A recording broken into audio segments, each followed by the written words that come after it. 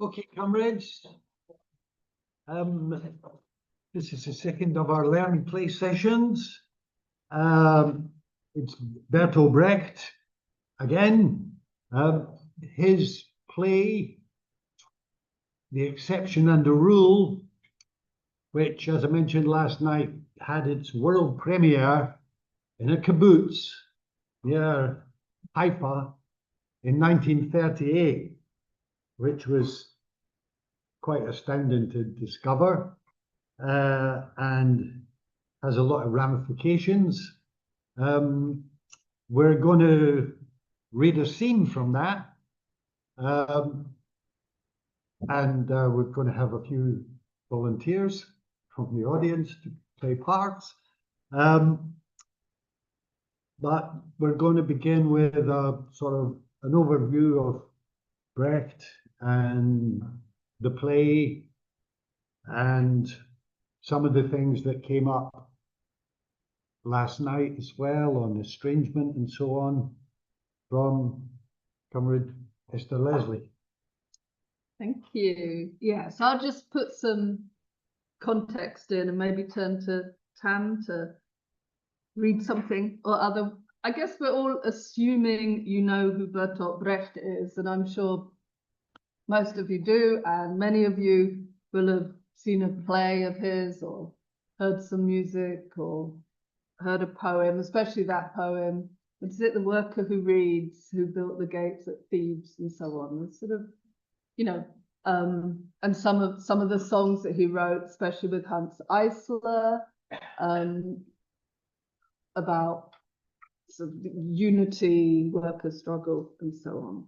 So I'll just put a few little bits in place before we read a scene from the play. So he was a playwright, a poet, but also a theorist of literature and of drama, also very interested in the law. His most famous play is probably the Threepenny Opera, where the songs were by Kurt Weill and much more in a kind of cabaret mode. So that Mac the Knife, which has already been mentioned, gets sung by a lot of people and has sort of, you know, escaped wider into the world, or the Alabama Song, which the Doors did a cover of.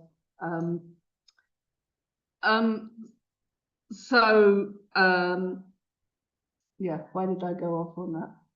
I can't.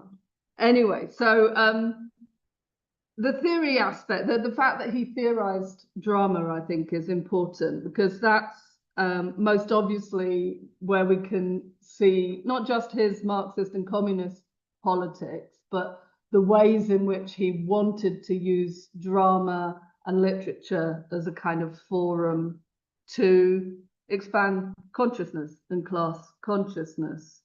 So he writes plays that have themes that are important for thinking about communist politics, but he also thinks very hard about how acting and modes of acting and modes of performance are connected to the politics that he espoused. So the themes of the plays advocate not just for communist ideas, but enact the production of a thinking, conscious, critical subject, be that the actor who's taking on a role or the spectator who's viewing the play.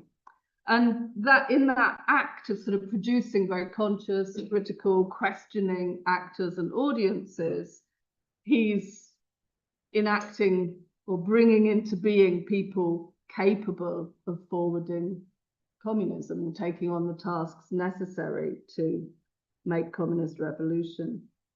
Now, we could go quite deeply into very hefty arguments about the role and look of culture in the period he was operating. So he's operating from the very late 1910s through to the 1950s. And over that period, various strands of communists, Marxists, radicals, fellow travelers, and so on, disputed and disagreed pretty heftily and to some serious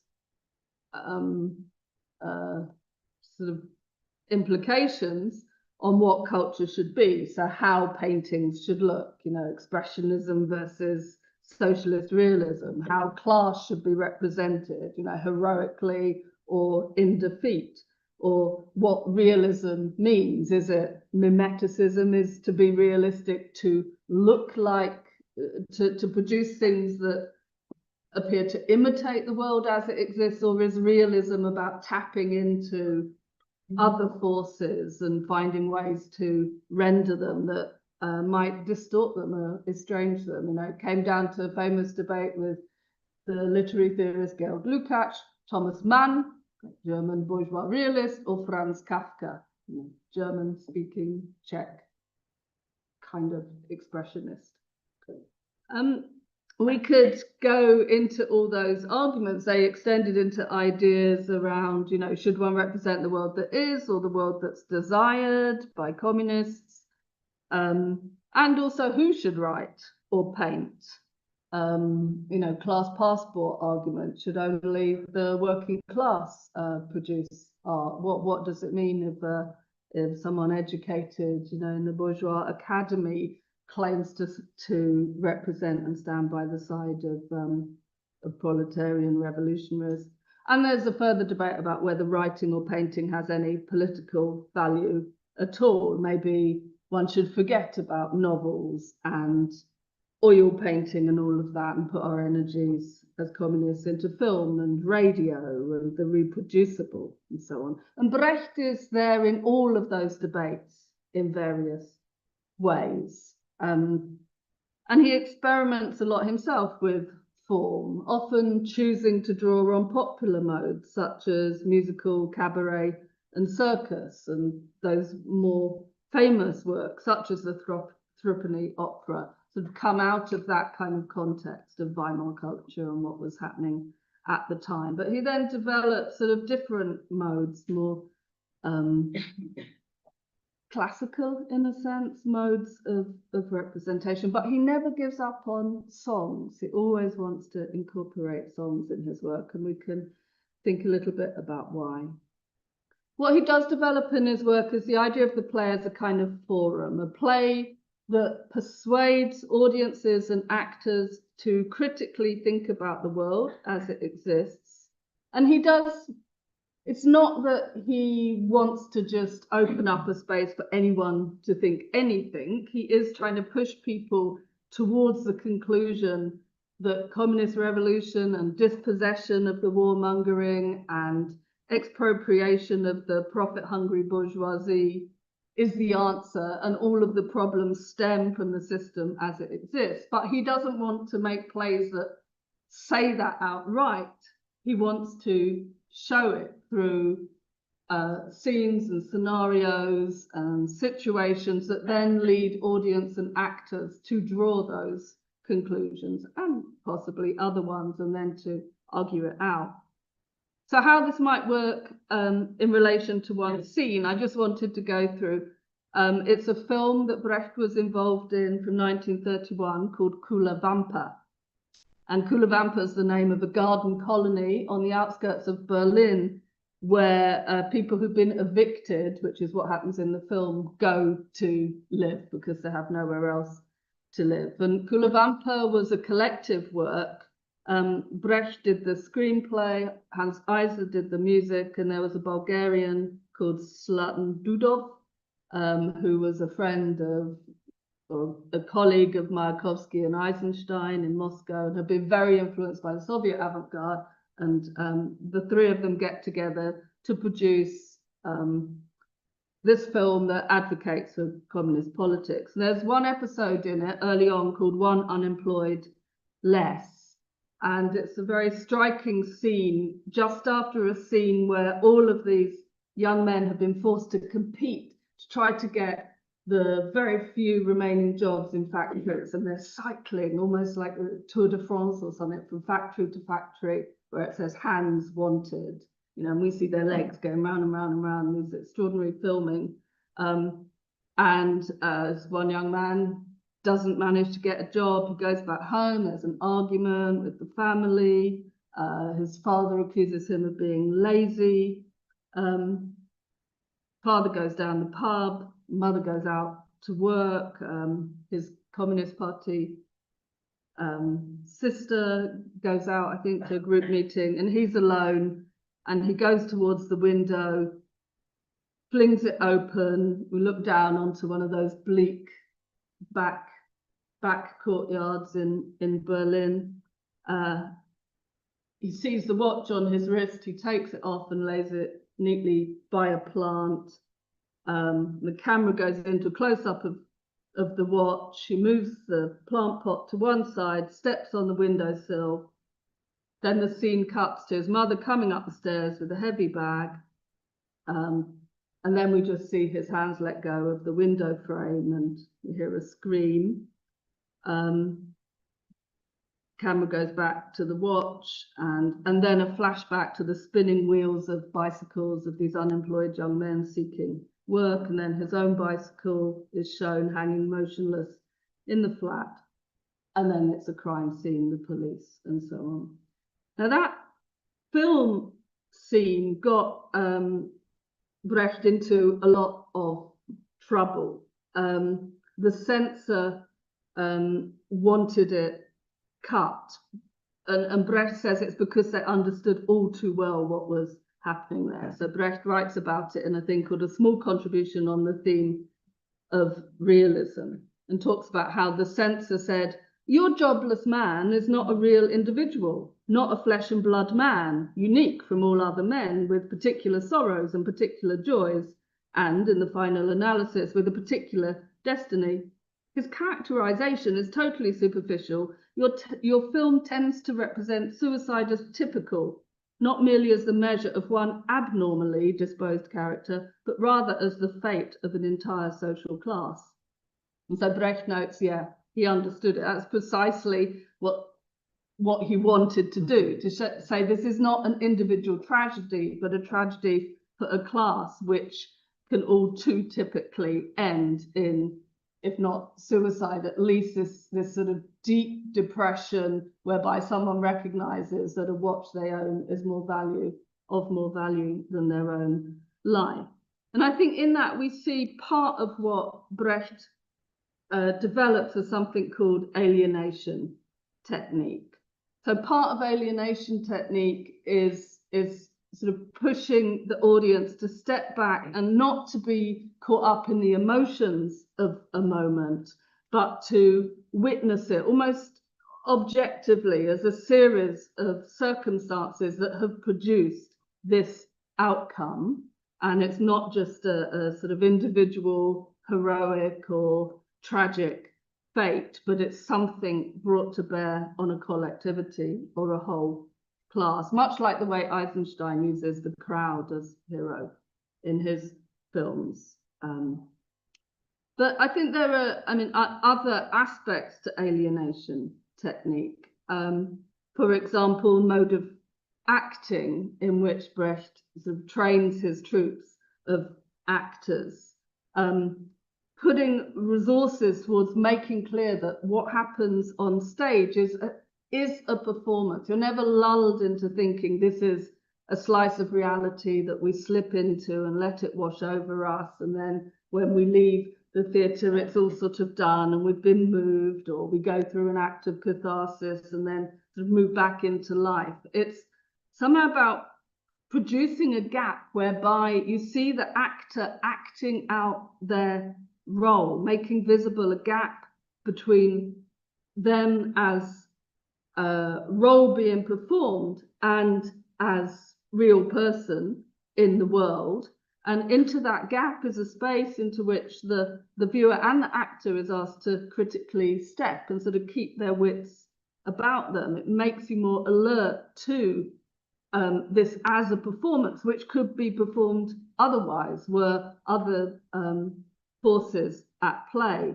And I think the opening song of The Exception and the Rule sort of is one way of describing how Brecht tries to bring that thematically into the play, and is also asking his actors and telling his audience to understand a particular kind of performance that is not going to be realistic, and or is not going, it's realistic in a different way, but it's not going to be inhabited in the way they might be used to.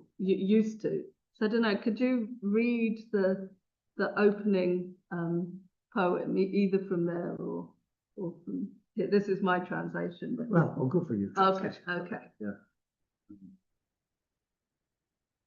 And a further alienating technique is I'm going to sing it.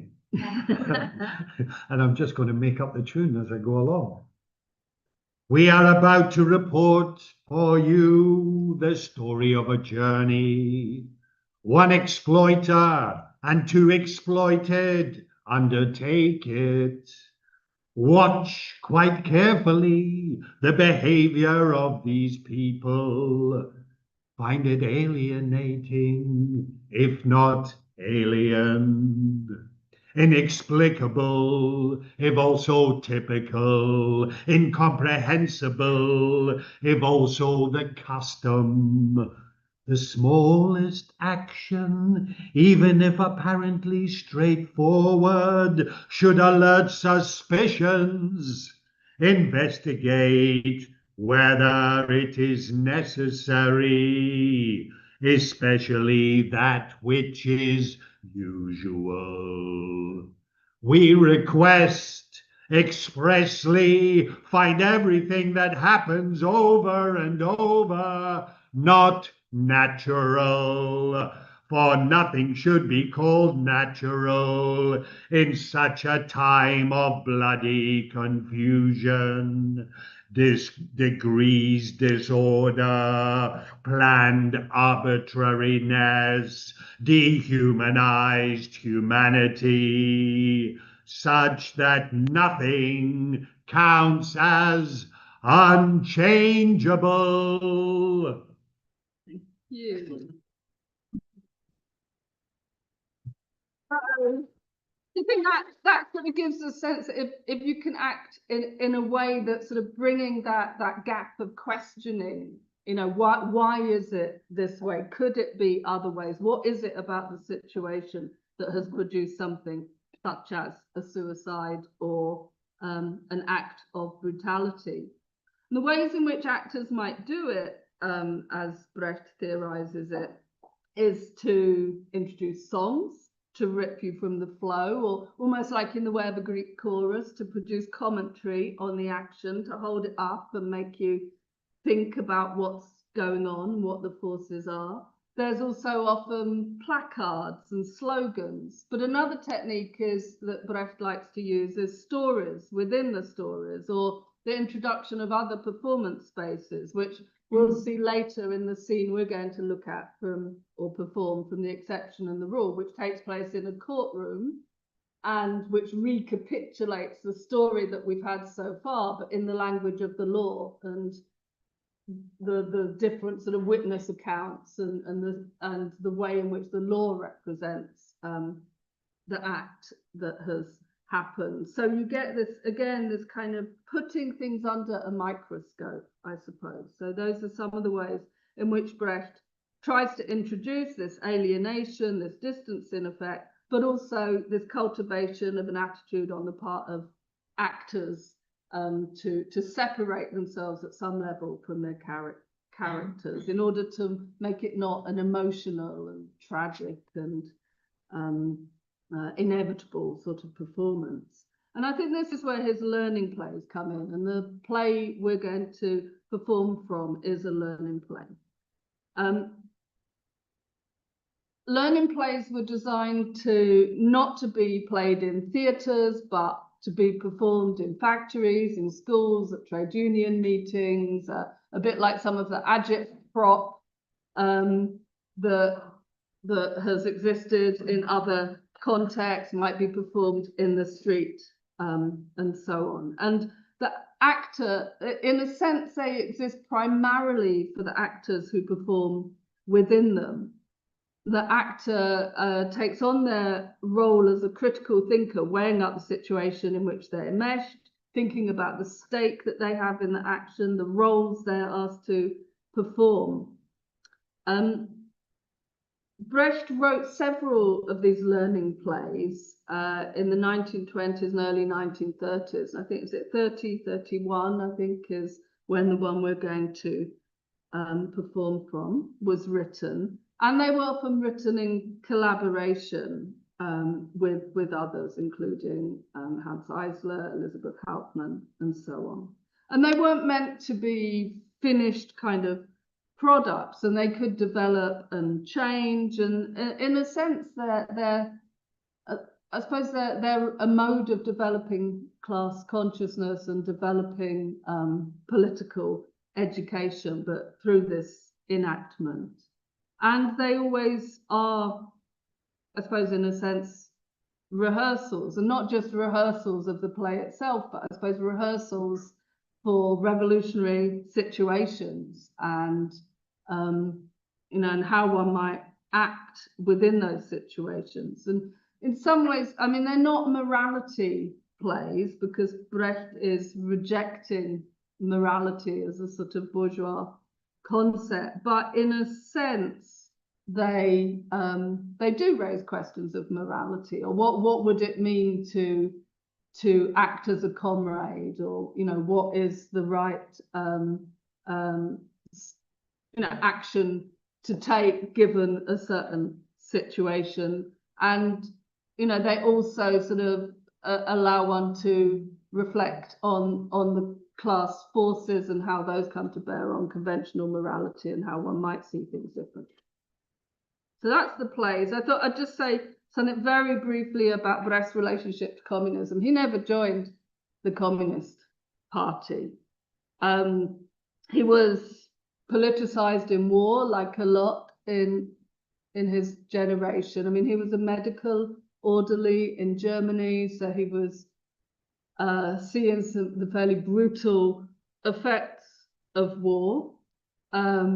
He's around in Germany during this doomed, failed German Revolution of 1919-1920, although at that point he's still writing these slightly cynical, expressionist plays with extraordinary music, and the sort of format is there, but he's sort of moving towards this sort of view of the capitalist world as sort of corrupt, greedy, hypocritical, and that's what comes out in the Threepenny Opera, his first big breakthrough play. Although prior to that, there's the one Man is Man, which is about the brutalizing effects of being in the British Army under colonialism, and how a gentleman is sort of taken apart and rebuilt as a war machine. So, which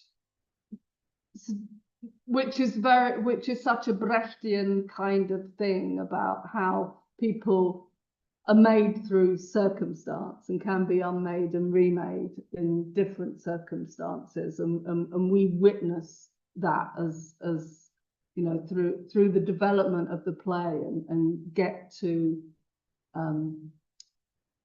get to understand it rather than be swept along by it or find it terrible. It almost becomes like an experiment in what can happen to a person under circumstances of brutality. I think around the mid-20s, 26, 27, he's writes some poems in a little book called Handbook for City Dwellers, or you can also call it a reader for those who live in cities. And I think he's really starting to understand the oppressive situation developing in Germany and elsewhere, and he's starting to think about the need to go underground. He's thinking about certain generational separations. So there's one poem, if you meet your parents in Hamburg or elsewhere, he says, pass them like strangers, turn the corner, don't recognize them, pull the hat they gave you over your face, do not show your face. And it all starts to be about sort of erasing your traces and realizing you might need to flee in a hurry as soon as you get involved in sort of political activities. You might need to displace yourself, because in the dead of night the secret police may come. So you start to see him sort of understanding fairly sinister developments that are emergent out of capitalism that's hurtling towards yet another crisis. He does go into exile through the years of Nazism, his books are being burnt and so on. He goes to Denmark and to Sweden and finds his way to California, like lots of other German leftist exiles, writes these really bitter, brutal poems about trying to sell his screenplays in Hollywood, and then when he's successful, a play is made, and it's completely taken the politics out of it, and and then he has his own trials and tribulations, with and previously when Pabst had filmed his threepenny opera and debarbed the politics from it. So that got him interested in the idea of intellectual property ownership and how everything is sellable under capitalism. He took out a lawsuit that he knew he would lose because he had no right over his own intellectual creation of the threepenny opera, and Pabst could do what he liked with it. And that was a kind of experiment in thinking about ownership of ideas and so on. So I said he had a complicated relationship to communism. He, ironically enough, in the sense he's called before the Committee of Un-American Activities, and he's on film, testifying there, where he has to say, no, I'm not a communist, or he says he's not a communist, or I've never been a member of the party, in order to save himself from whatever fate would have befallen him at that period. He goes to German Democratic Republic in 1949 because he's offered a theatre initially inside another theatrical space. In 1954, he's given his own theatre where his troupe, the Berliner Ensemble, perform his plays and other plays with a lovely turning stage and everything in East Berlin. And he gets that theatre, even though, he writes a critical poem, although I don't think it's published at the time, but I'd like to read his poem after the workers' uprising, or however one might describe it, in East Berlin, 1953. So in response to the, the building workers who go on strike in the GDR, in the East Berlin. The solution. After the uprising of the 17th of June, the secretary of the Writers' Union had leaflets distributed on the Stalinallee, which stated that the people had squandered the confidence of the government and could only win it back by redoubled work. Would it not, in that case, be simpler for the government to dissolve the people and elect another? So this is a pretty cynical relationship to East Berlin, biting the hand that feeds. But he did go back there. He could have gone to West Germany, but he certainly didn't want to go there. And I think, he was able to do some pretty interesting work with the Berliner Ensemble. He dies in 1956.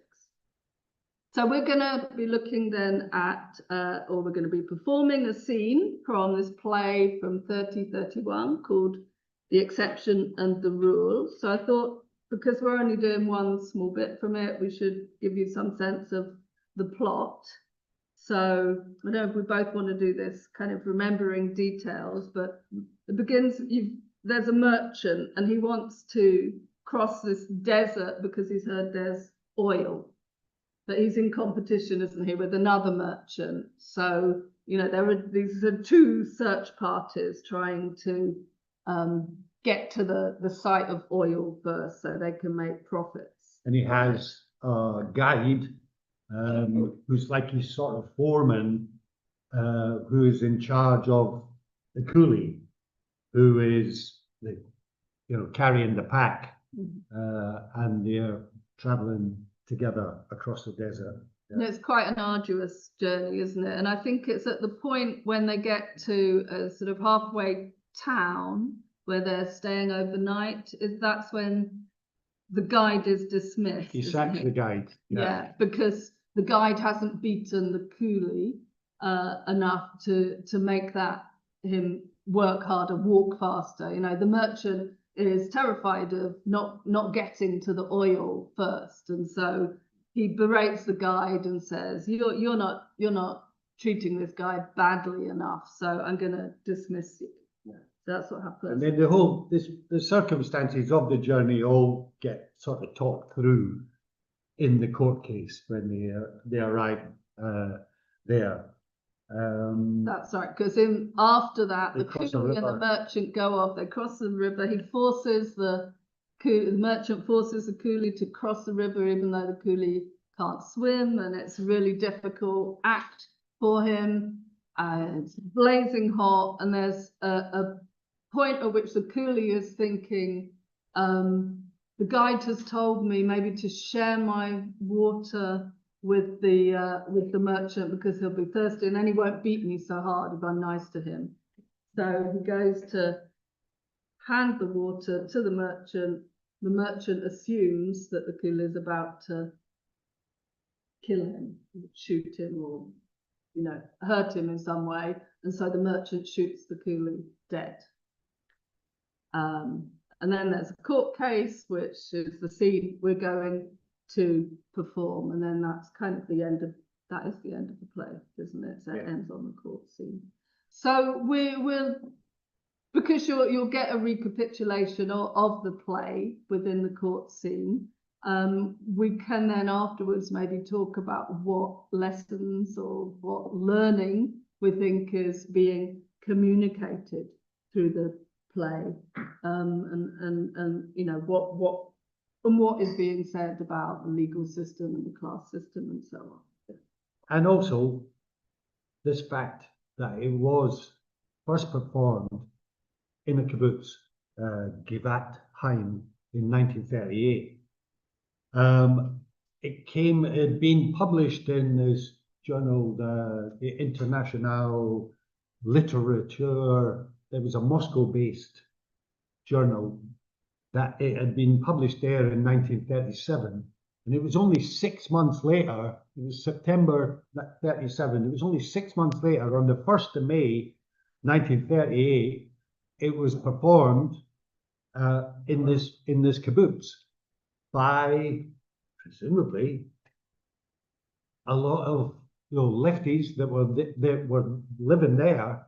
I don't know if there is anybody particularly familiar and has knowledge of that situation, but certainly they were.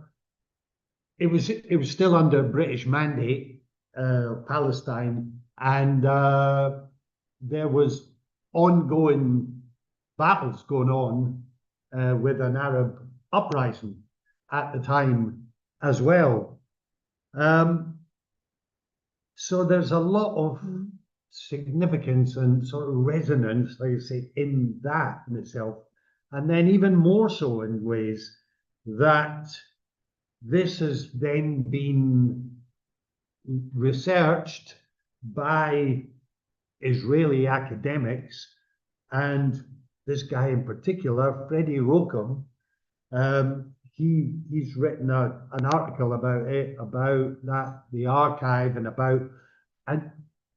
he has clearly a big understanding of Brecht and of Walter Benjamin. The article that he wrote, it starts off with Walter Benjamin, the quote from his On the Concept of History, where he's talking about the state of exception and the rule, and we find ourselves in a situation where they can claim and are claiming a right to Brecht and being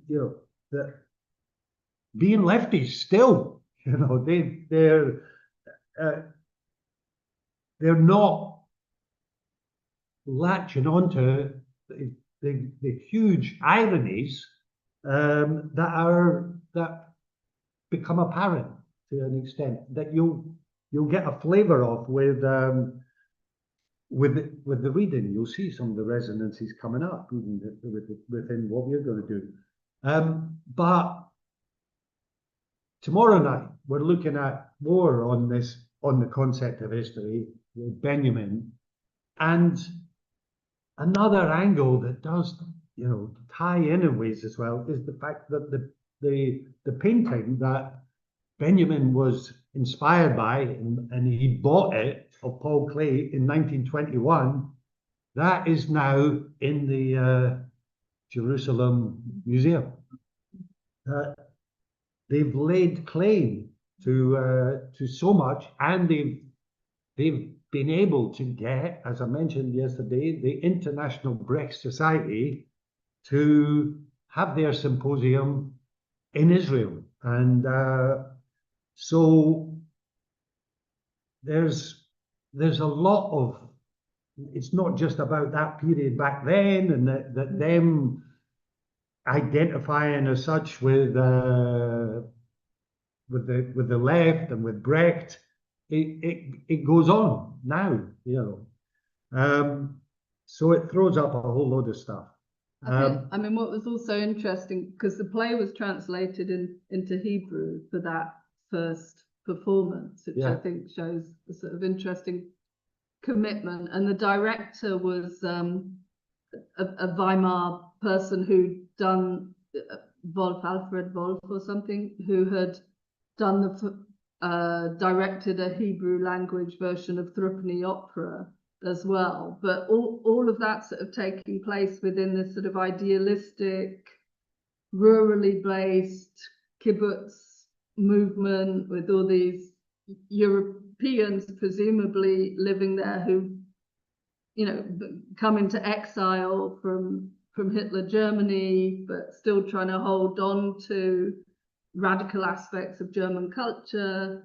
And yet, at the same time, there's developing tensions and, around the politics that's shaking out there as well, which, whose legacy is still with us. So it is a rich aspect. And there have been various versions of this play, including it's been translated into Arabic and been performed in Palestine and understood sort of in relation to that circumstance, or the circumstance of, a Palestinian, being assumed to be about to throw a stone or pull a gun or something and being shot by Israeli border guards. And, so sort of echoes of some of the acts within it have been picked up in various contexts. And Freddie Rockham, there's no evidence of, they've not found any material of Brecht, what Brecht felt about this, what he said about this, or Walter Benjamin. But this Freddie Rockham makes the point that there was only 2 reviews of the play back then in 1938, and one of them was in a Paris journal that Benjamin was in Paris at the time. So it's very likely that he saw that review, and then he then went to visit. These are things we know for sure. He then went to visit Brecht on this Danish island, and presumably took that with him. But we've not been able to find any evidence on that. There's 2 little chunks that I got from a comrade in Artists for Palestine, UK, that she found in Brecht's journal.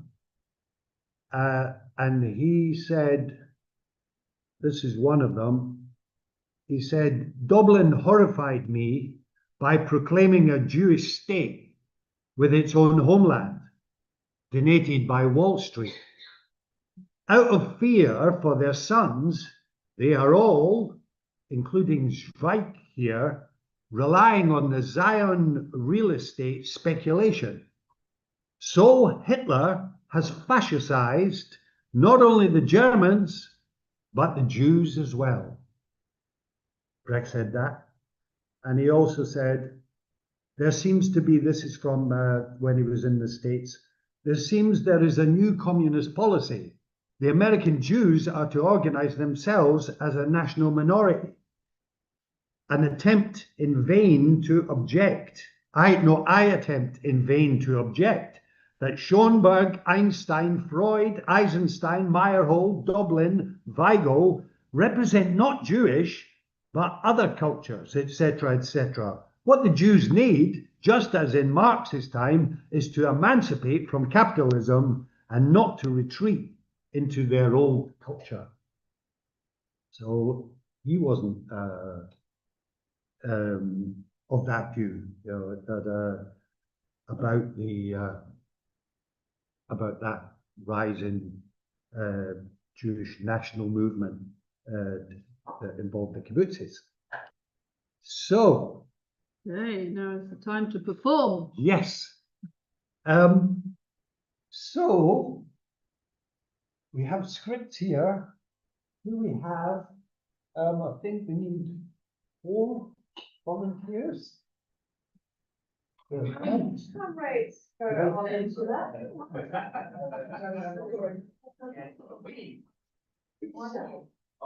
Come on in.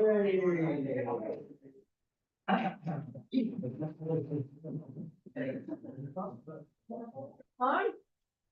Oh, do we have to go? Yes. I don't have to learn it. You don't have to learn them. No. You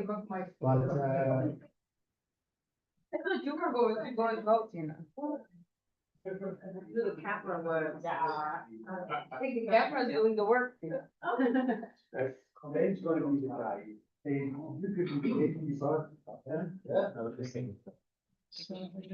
Ben, you going to come up? Yes.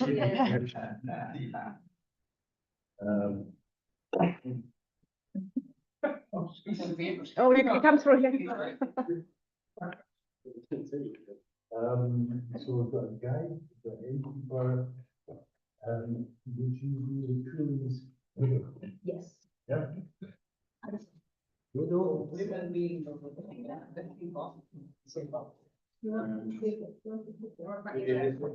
Right, you're the guide, aren't you? I've got a split collections. Yeah, sure, I'll not make my sons live our work. And the merchant? Yeah, sure. Yeah. I've not had the merchant yet, no. How do I know when I am? But it says purchase. They own. Yes. The other. In the end, somewhere that he said. Yeah. Thank you. Yeah. And then I'm going to be the judge. Amazing. All that, huh? No, there's a vibrant I'll stay with that. I don't know if we need that song. Okay, and Esther's going to read the stage directions where necessary. So should I start? Yes. Scene 8, the tribunal. The guide, the coolie's widow. Sorry, one more thing I should just say. That when you're going to speak, just say your first lines, just say again which character you are, just so they know. The guide, the coolie's widow, and the innkeeper are already sitting in the courtroom. Okay, I'm the guide. Are you the coolie's widow? I'm the guide who engaged your husband. I've heard you're demanding the punishment of the merchant and damages. I came to this law court right away because I have proof that your husband was innocent. It's in my pocket. I'm the innkeeper. I hear you have a proof in your pocket. Let me give you some advice. Leave it in your pocket. Is the coolie's widow to go away empty-handed? Do you want to be blacklisted? I'll think it over. The judge and his 2 colleagues take their seats. So does the accused merchant. Also the innkeeper and the members of the second caravan. I declare the proceedings open. The widow of the deceased has the floor. So I'm the widow? My husband carried this gentleman's baggage to the Yahi Desert. Shortly before the end of the journey, his master shut him down. Even though my husband can't be brought back to life thereby, I demand that his murder be punished. You are also demanding damages. Yes. My little son and myself have lost our breadwinner. The material part of the claim is nothing to be ashamed of. I'm not reproaching you for it. To the members of the second caravan, behind the expedition of the merchant Carl Langman came another expedition joined by the guide who had been dismissed from the first expedition. They sighted the stranded expedition barely a mile from the route. What did you say as you approached? I'm the leader of the second caravan. The merchant had very little water left in his flask, and his carrier lay dead in the sand. Did you shoot the man? I'm the merchant. Yes, he attacked me unawares. How did he attack you? He intended to strike me down from behind with a stone. Can you explain the motive of his attack? No. Did you drive your men very hard? No. Is the guide present who made the first part of the journey and was dismissed? Yes, I'm present. What have you to say? As far as I know, the important thing for the merchant was to be in Urga as soon as possible on account of a concession. Had you the impression that the expedition behind you maintained an unusually high speed? No, not unusually. We had a full day's start and kept it up. Then you must have driven them hard. I didn't drive them hard. That was the guide's job. Did the accused make a point of telling you to drive the carrier especially hard? I didn't drive him harder than the usual, maybe less hard. Why were you dismissed? Because in the merchant's opinion, my attitude to the coolie was too friendly. And you shouldn't be so friendly. Did you have the impression that this coolie, who was not to be given friendly treatment, was a malcontent?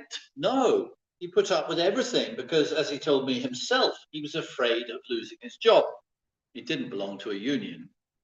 Did he have a lot to put up with? Answer, and don't be thinking over your answers all the time. The truth will out. I was only with him as far as Station Hang. That's the way to talk to them. Did anything occur afterward that could explain the coolie's attack? No, on my side, nothing. My good fellow, don't paint yourself whiter than you really are. You won't get off that way. If you handled your coolie with kid gloves on, how do you explain his hatred for you? Obviously, you can only make us believe that you acted in self-defense if you also make us believe in the coolie's hatred. Use your head. Let me confess this much. I did beat him one time. Ah, and you believe that such hatred on the coolie's part was occasioned by this one event? No, I let him have my revolver in his back when he didn't want to cross the river. It's also true that he broke his arm during the crossing. That too was my fault. In the coolie's opinion. Of course, actually I helped him get out of the water. Very well. After the dismissal of the guide, you gave the coolie occasion to hate you. And beforehand, admit, after all, that the man hated the merchant. A moment's thought makes it quite obvious. It stands to reason that a man who is badly paid, who's forcibly driven into danger, whose very health is impaired for another's gain, who risks his life for almost nothing, it stands to reason that he should hate him. I insist he didn't hate him. We would like now to cross-question the innkeeper of Station Han. Perhaps his report will give us an idea of the merchant's relations with his personnel. How did the merchant treat his men? Well, Shall I clear the court? Do you think it would hurt your business if you tell the truth? oh, in the present case, it isn't necessary. As you wish. He even gave me the guide's tobacco and paid his wages in full without making trouble. And the coolie was well treated too. Your station is the last police station on this route. Yes, that's where the uninhabited Yahi Desert begins. I see. This friendliness of the merchants was more or less imposed by circumstances, was not destined to last. A strategic friendliness, so to speak. It reminds me of our officers during the war. They made it their business to be kinder and kinder to their men the nearer they got to the front. Friendship of this sort doesn't count, of course. For example, he'd been forever singing along the way. From the moment when I treated him with the revolver to get him across the river, I never heard him sing again. He must have been completely embittered. It stands to reason. Again, I must refer to the war. In wartime, one could understand the men saying to us officers, "You fight for yourselves, but we fight for you." And likewise, the coolie could say to the merchant, "You do business for yourself, but I do business for you."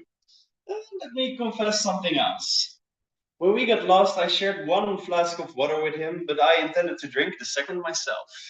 Did he see you drinking, maybe? I assumed he did. When he came toward me with the stone in his hand, I knew he hated me. When we came into uninhabited territory,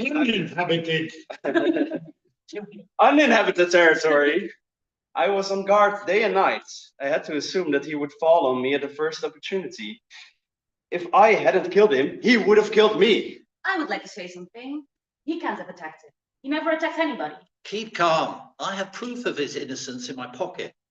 Has the stone with which the coolie threatened you been found yet? That man took it out of that man's hand. The guy shows the glass. Is that the stone? Do you recognize it? Yes, that's the stone. Then look what's in the stone. Pours water. It's a water flask and not a stone. He was handing you water.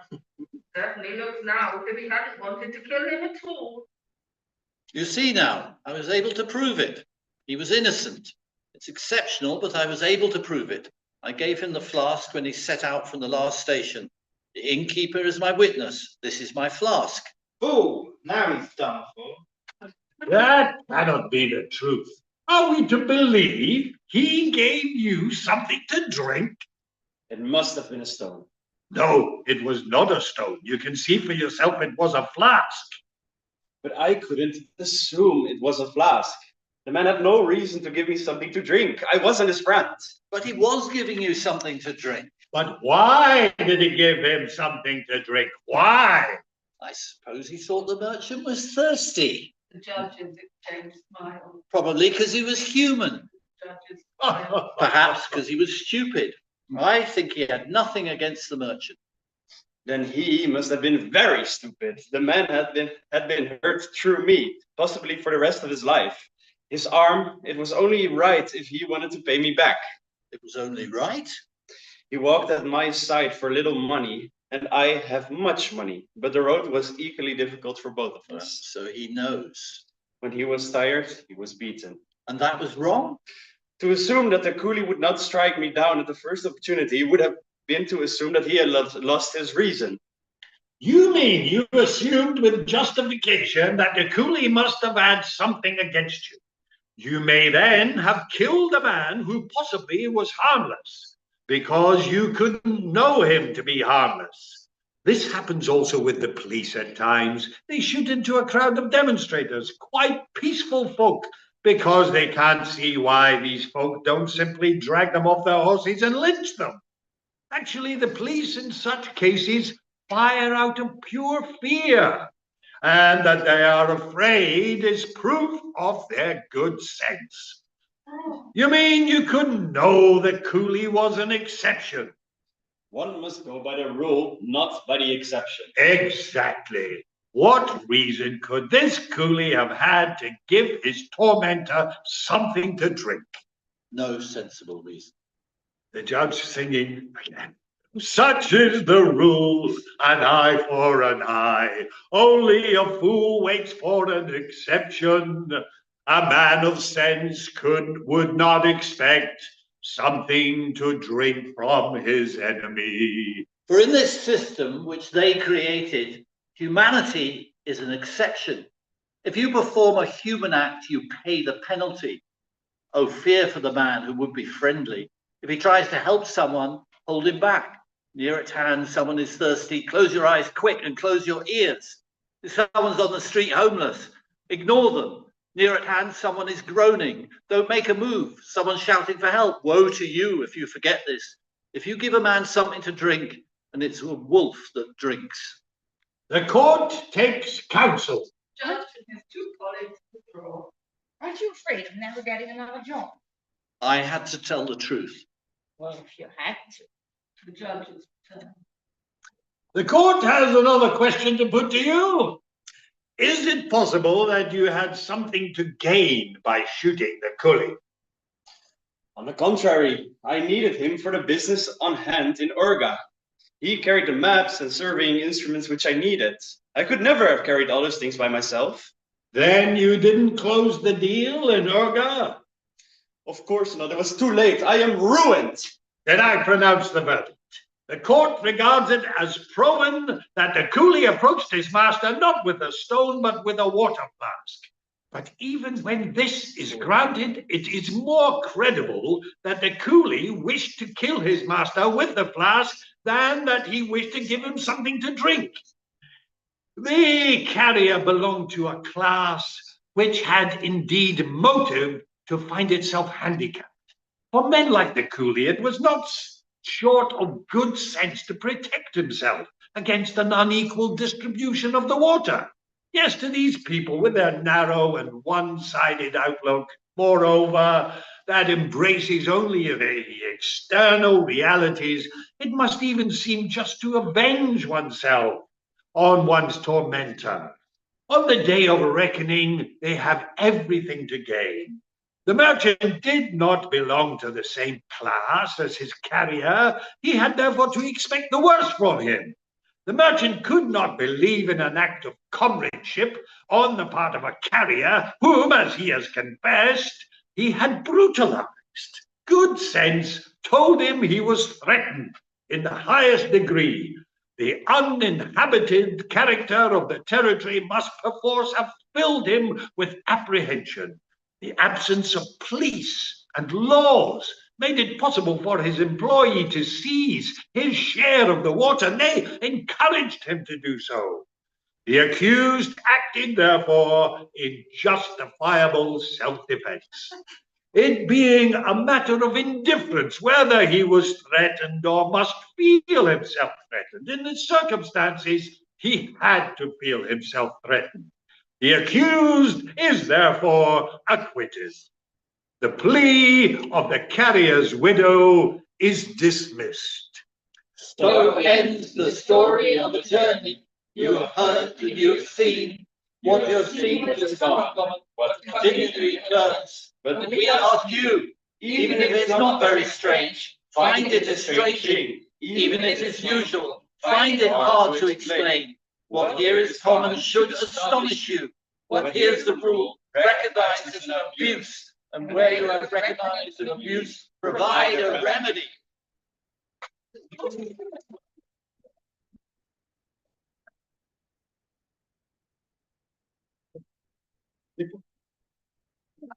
Yes. Thank you very much. Thank you.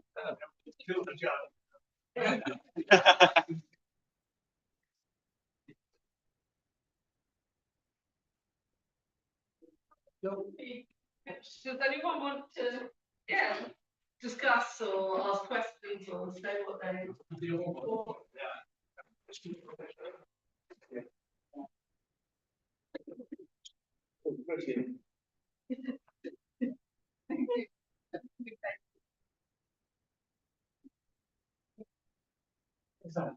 Yeah, thanks very much, Esther.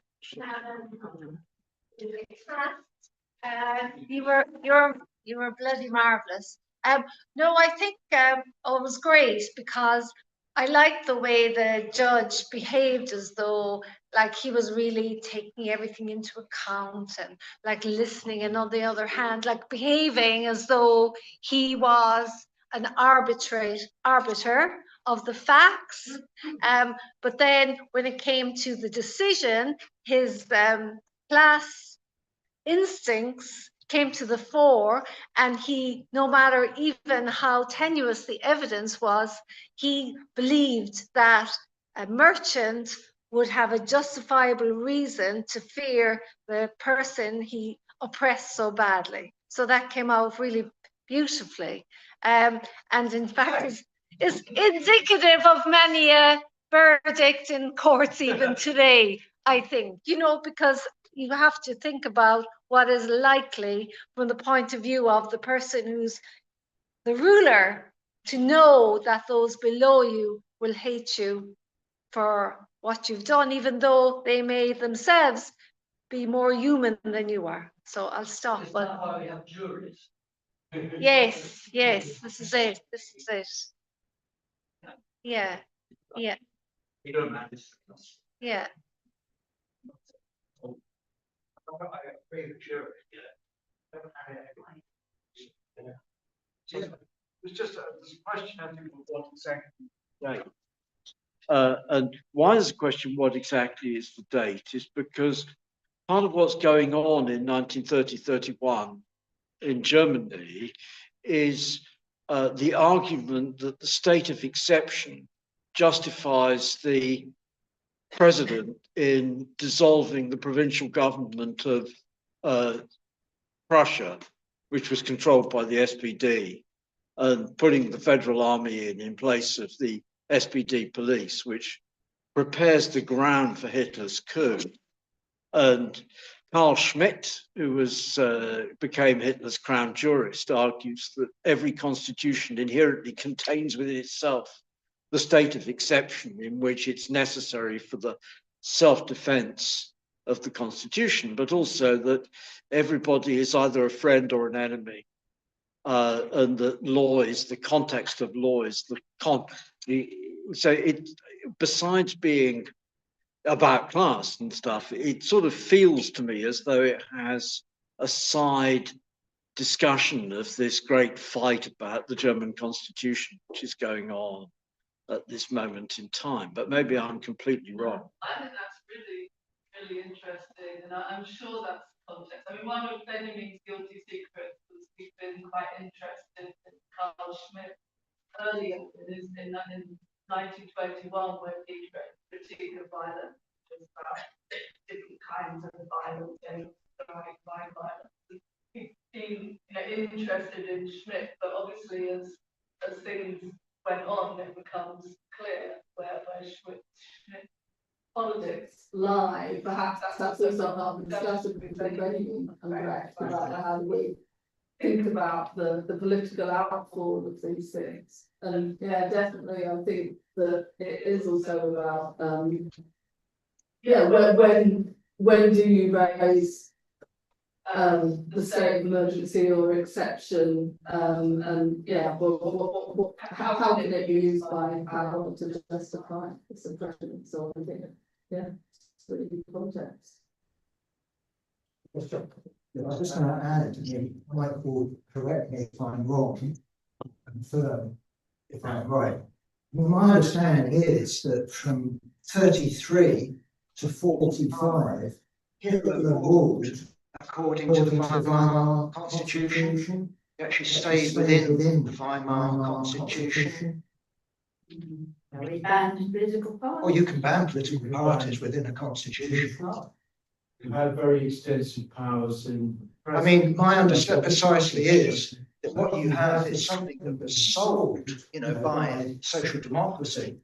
And in some senses, it's the most democratic state in Europe. With the overthrow of Kaiser.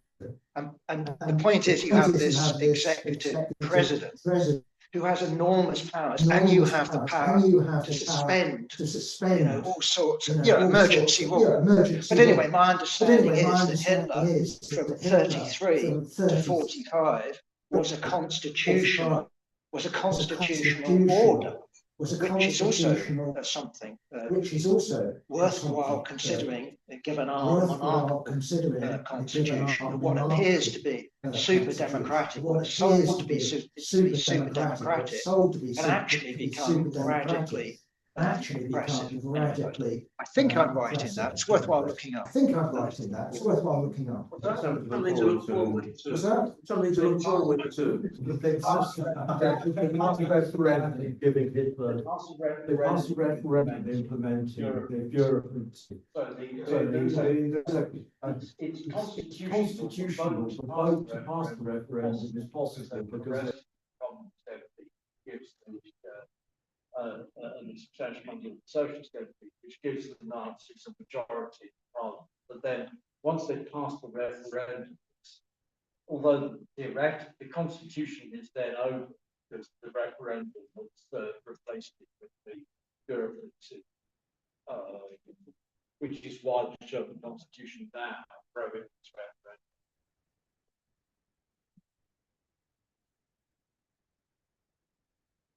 My understanding was that the actual unconstitutional part of the Nazi takeover was in the enabling act, where the act of forcing communist deputies not to attend was essentially a constitutional aberration invented by von Papen, but that's just my part of understanding.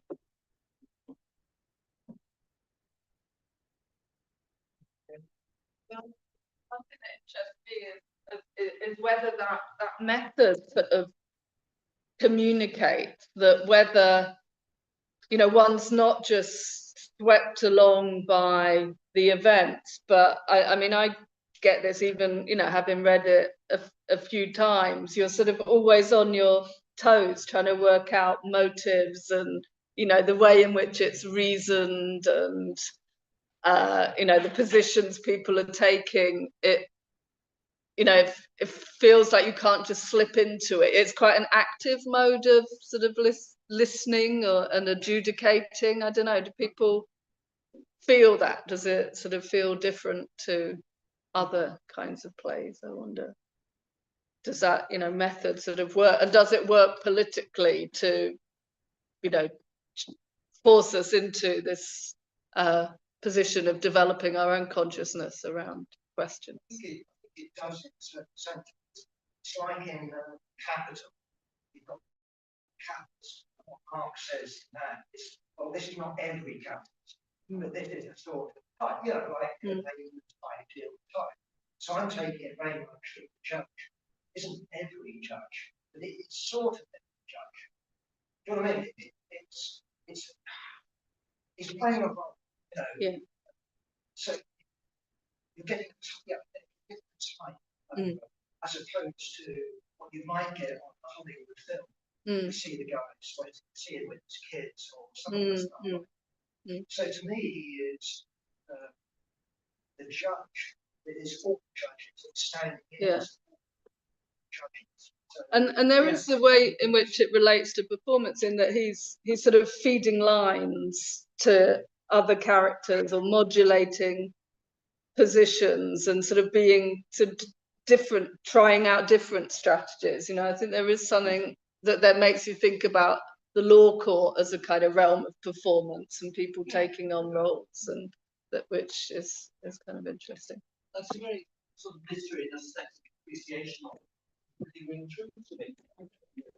Pretty didactic, very clear politics about how bourgeois democracy is doesn't guarantee anything, and the Netanyahu things before the Gaza build-up, when he was changing the law in Israel and declaring any resistance was criminal and terrorist. Remember that period before that we heard about loads of atrocities. You know, it's just, for me, it's just a clear case of a revolutionary Marxist criticism of people with illusions in bourgeois democracy. So I find it actually quite didactic. I mean, maybe it's because I just understand it politically.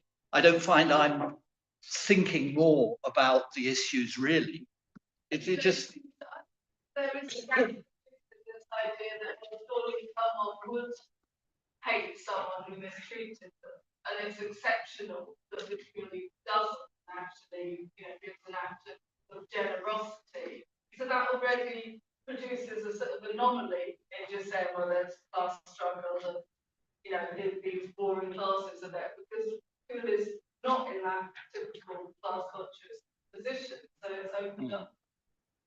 But isn't he though? Because you certainly described the plots that actually he's reaching this water because he's hoping that the merchant will be less tough on him, etc. So, and I mean, obviously, this is kept out of the argument by the judge and everybody else. So I think makes sense, story, you know. But I wouldn't say that it's generosity or completely outside of yeah. Yeah.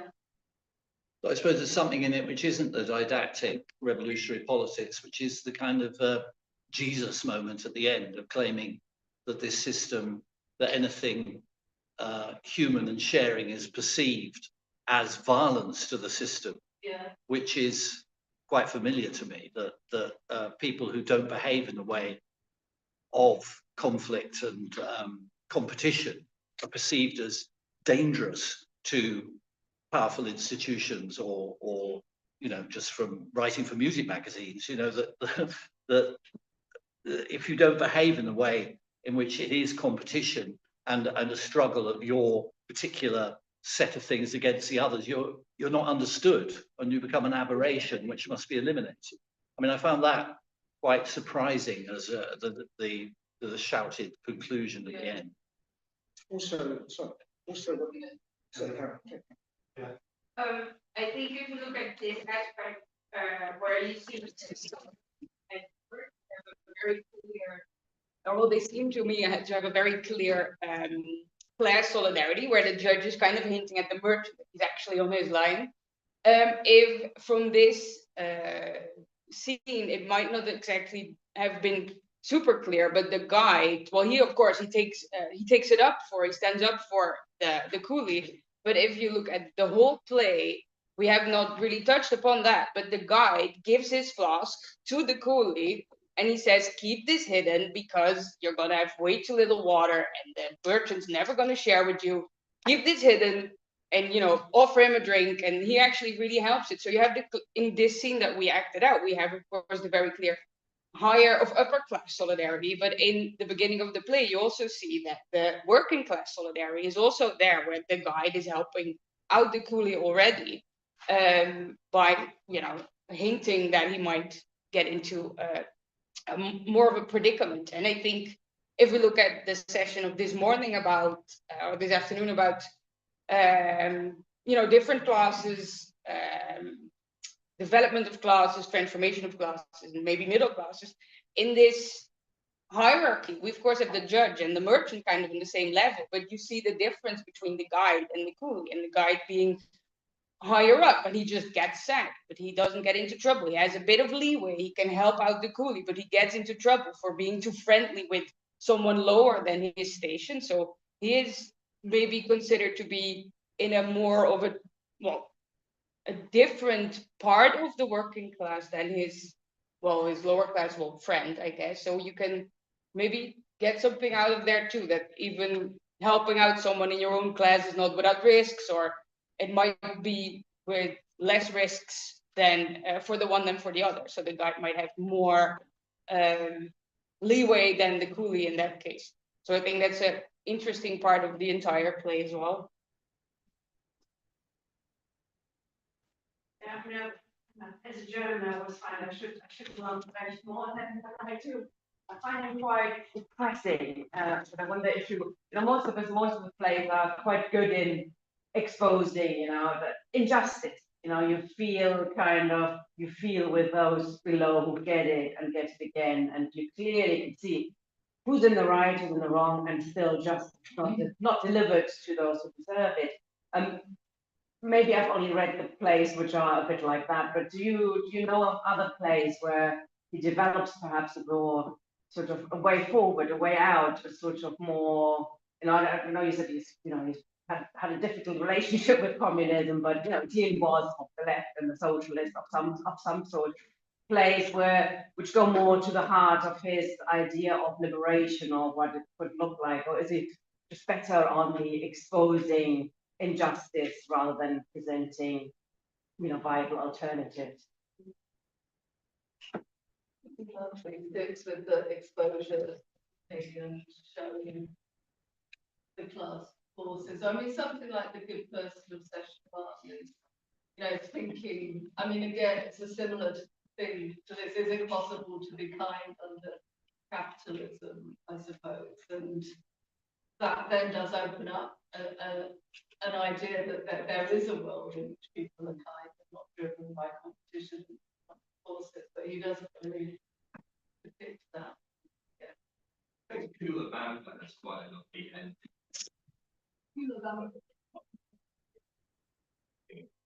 Yeah, to who does the world belong?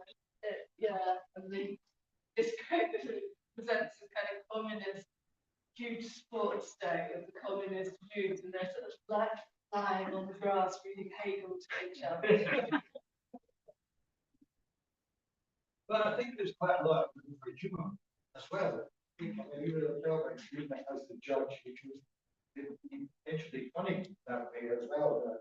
I think it's a caricature that often gets done of what we think Brecht is like.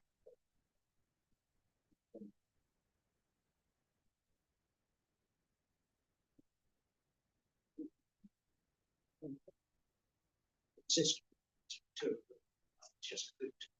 I mean, Yeah, you know, yeah. quite frankly, it's sort of being involved in trials, just watching that.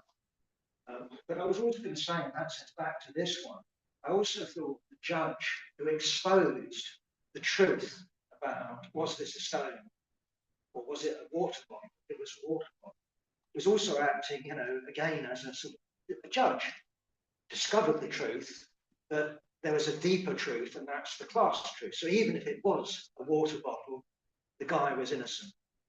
So the judge, in that sense, played the role of judge. You know, I'm digging into it, exposes something, and it's the judge that exposes that in this particular episode. So I also thought that was interesting. It wasn't his widow that was just insisting on, and the judge just, you know, stonewalled it. Truth was admitted, and nonetheless, but we have another truth, you know, class truth underneath it. Yeah. I've said too much, but I've just been reading Paul Feyerabend's famous Against Method, his book on science, and I've avoided it for decades because it wanted an anarchist view. And as a Leninist, I didn't want to be bothered with it, but there's a computer architect was talking about it very positively in a YouTube, so I thought I'd read it. I was surprised it begins actually with Lenin in 1914 with his notes on Hegel, which are very important for Dostoevsky, C.L.R. James, and a whole strand of Marxism that I'm very committed to. So I read the book, and one of his things is the incommensurable nature of different worldviews, that if you're a Greek, you do everything by gods. That's one view that works for a society. It's not simply ignorant or stupid. But if you have the scientific worldview, you're going to think like this. And if you have a kind of, it's sort of hinting a socialist or anarchist point of view, it's incommensurable. And when you were talking about the judge digging into the facts, he's got a worldview that is incommensurable with the view of the coolie. And you can dig into the facts as much as you like, but you'll find facts which fit your worldview. So I like what you were saying. It just reminded me of Feyerabend.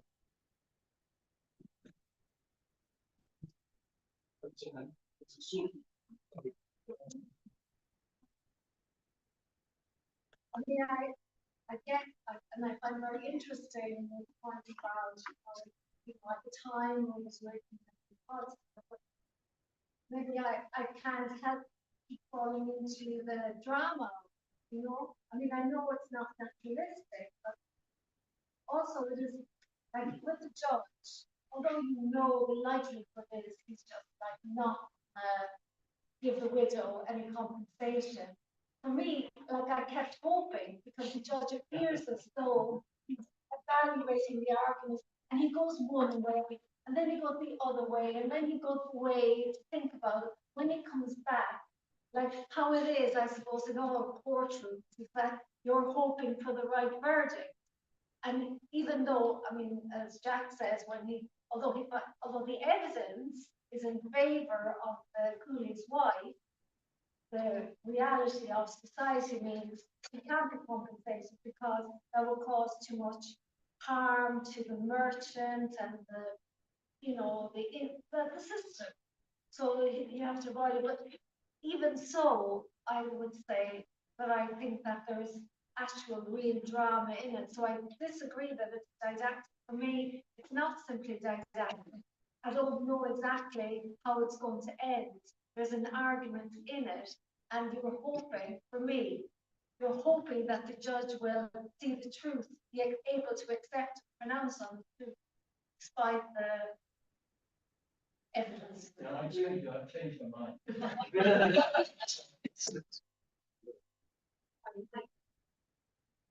It's just, Jack referred earlier to trial by jury. Our little story here just reminded me of an actual case. Is Keat. Keat, in 1690, sacked his gardener, and his gardener, when having been sacked, gave him cheek. So in response to being given cheek, Keat hit his gardener with a sword, killed him. He's prosecuted for murder. The judges say giving him cheek is not enough to be provocation. But the jury says, no, that's provocation. Oh, but it's manslaughter only. The difference between being hanged for murder, being branded in the thumb with an N, is the sentence for manslaughter. Was that a jury generally selected, or was that from like So property owning? it's an upper class, it's a middle class jury. Yeah. Taking a class line, but it's in a sense the same idea that the inherent hatred between the upper class, those above, those below, is or ought naturally to lead to violence. The gardener's peers weren't on the jury. The gardener's peers were not. You had to have 40 shillings worth of land. 40 rent worth £2 a year, land worth £2 a year rent. In order to serve. This reminds me of what might be an exceptional case. The first Metropolitan Police officer was killed in 1820 in Somerstown, and the trial was held at the Boot pub, you know, when they would have trials about pubs, and the policeman had intervened in a brawl between two Irish people, who then, you know, being intervened into, turned on the policeman and killed him. And they were let off as justifiable homicide, apparently. So, you know, maybe there were. Yes, there's two sides. Yeah, quite. Police were hated. Yeah. Well, it was quite a low job for that. Yeah. So even so, there could still have been like an upper class kind of jury above this they've tried. Well, I don't know. So I thought by then you had your long jury, so it's not going to be the lowest. Yeah, they're only lower class. Yeah. Anyway, brilliant. Yeah.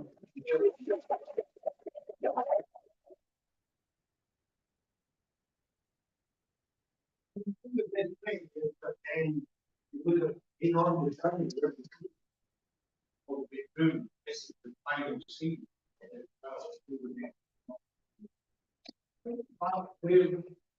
only trying to find a way in which we can put together the idea of what happened was